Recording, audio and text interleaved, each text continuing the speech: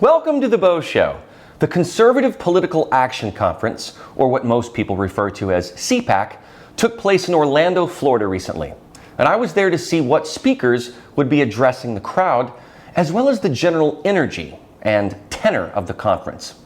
Last year's CPAC had two conferences in both Orlando, Florida and Dallas, Texas, two of the freest states during the pandemic. And the theme at that time was America Uncanceled, with a big focus on combating cancel culture. I also remember that at that time, masks were required, not by the CPAC folks, but by the conference venue. This year, masks were totally optional, and the theme was awake, not woke. We've heard a lot of that word, woke, which according to the Oxford Dictionary is defined as, quote, alert to injustice in society, especially racism, unquote. The problem with this term and the general idea is that it prejudges all of American society as systemically and institutionally racist.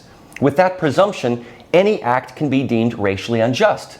Didn't get into college? Racist. The police pulled you over for speeding? Racist. Didn't get that promotion? Racist. Commit a crime and then go to jail after a trial? You got it, racist. I think Colin Kaepernick might have been one of the ones that lit the flame of this movement. So what is ironic about this year's CPAC is that there were a number of athletes and sports figures that have pushed back on this idea. Speakers included Lou Holtz, Tito Ortiz, Frank Mir, Michelle Tafoya, and scheduled to speak was former Celtics player Enes Kanter, now renamed Enes Freedom. But he withdrew to figure out his NBA career after being cut by the Houston Rockets.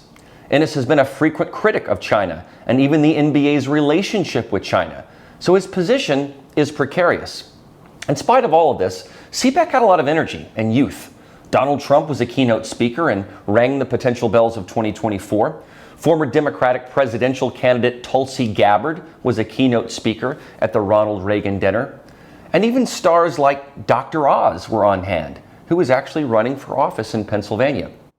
I spoke with the American Conservative Union chairman and CPAC's leader, Matt Schlapp, about the conference and some of his hopes for the conference, as well as the trends that he's noticing in the conservative movement, especially as midterms loom later this year. Here's my conversation with Matt Schlapp. Matt Schlapp, the director of CPAC, thanks so much for being here with me today. Great to be with you, Beau, and thank you for being at CPAC. Hey, it's going to be a great year, great conference. Matt, last year was called CPAC Uncanceled. That was your theme. This year is Awake, Not Woke. Have you noticed a fervent conservative awakening? Yeah, absolutely. I think what Virginia showed with those elections, victories up and down the ballot for the Republican Party in a state that had turned blue. It wasn't purple, it was blue. They won everything, and they even got the House of Delegates back. It was all over this woke stuff. It was all over our parents, domestic terrorists, our cops, evil haters. You know, these basic things, these attacks, these unfair attacks on our institutions. And then we had the pushback in San Francisco on the school board, my hometown of Wichita, Kansas, in the middle of the country, Minneapolis, St. Paul, Seattle, like all these cities that burned down their cities, supported Black Lives Matter, defunded cops. All of a sudden the voters are like, wait, it's not working out so well. When you don't have cops, you have a lot of crime. When you take on parents, you have more upset families. When you try to separate kids from their parents because you call the parents, guilty of white privilege or white rage, as our Pentagon generals are saying, white rage is the biggest problem in the military. You wonder what tyrants start doing around the globe when they hear us focused on global climate change instead of readiness. So all of that I wrap up into woke, and I just believe that that is what's going on in this country, a great American unwokening. Hollywood still seems to be the bastion of liberalism. I come from the world of entertainment, and I'm just curious, has CPAC ever reached out to people like Clint Eastwood or Rob Schneider or Pat Sajak?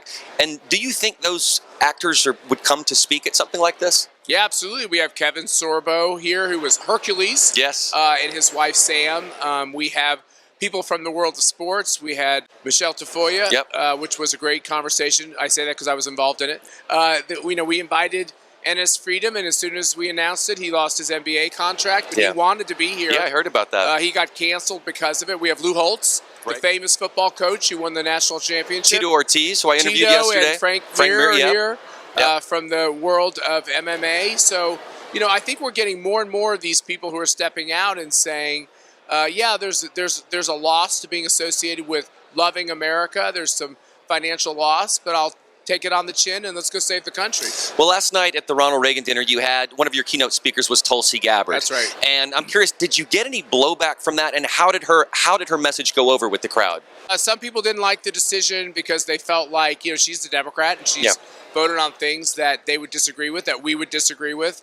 I invited her to come. I made the decision because I feel like it's an important message to have a big national Democrat who ran for president in a highly competent way, was a contender, who was criticizing Hillary Clinton, criticizing Joe Biden, calling her party back from being woke and too radical.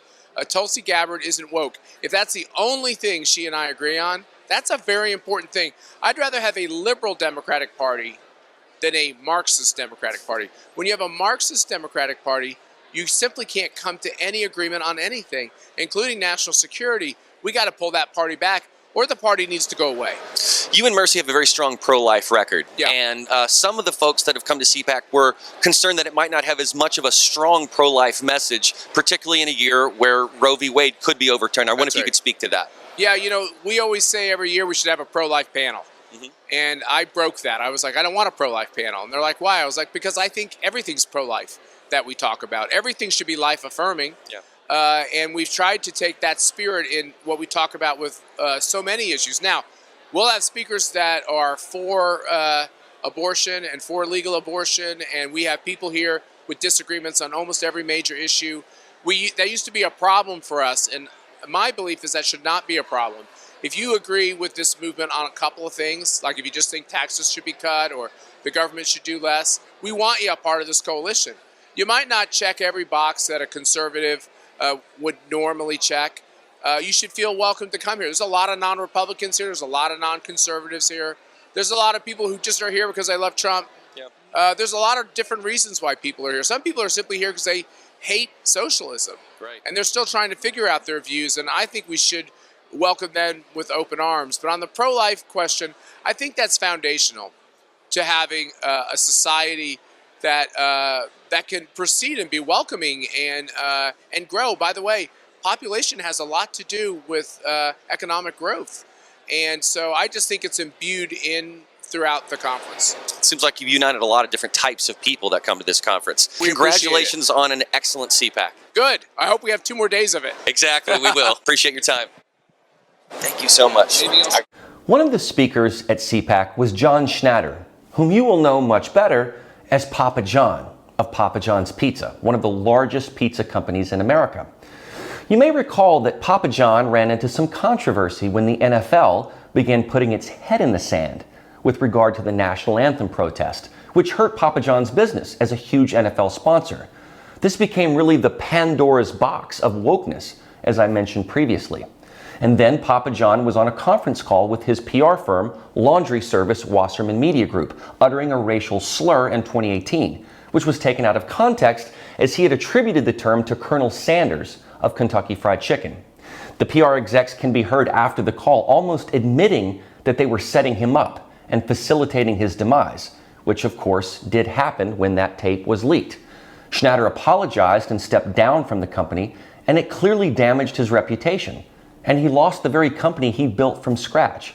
So now he is suing that PR firm and releasing the full audio to give proper context to how the PR company was goading him and had it out for him.